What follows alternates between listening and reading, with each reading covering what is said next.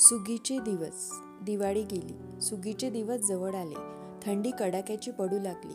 या थंडीने लोकांचे ओठ फुटू लागले. टाचांना भेगा पडू लागल्या. सकाळ संध्याकाळ जाड करून लोक शेकत बसू लागले.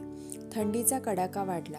ज्वारीच्या कणसात दाना भरू लागला. टपोरी कणसे भरदार दिसू लागली.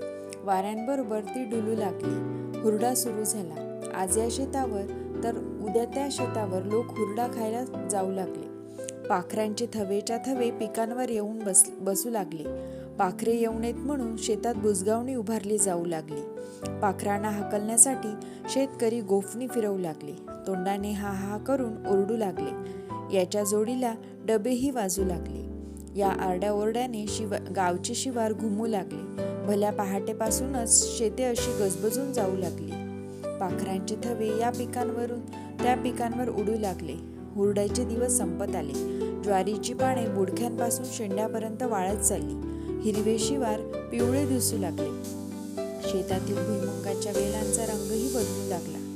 त्याची हिरवी पाने करडे दिसू लागली. शेंगाची काढणी सुरू झाली. गावातील बायका मुले शेंगा वेचायला जाऊ लागली.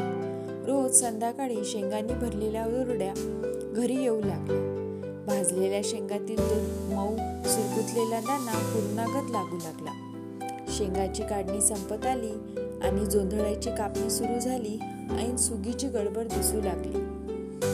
बायका मुले, म्हातारी कोतारी सारी याच कामात दंग होऊन गेली.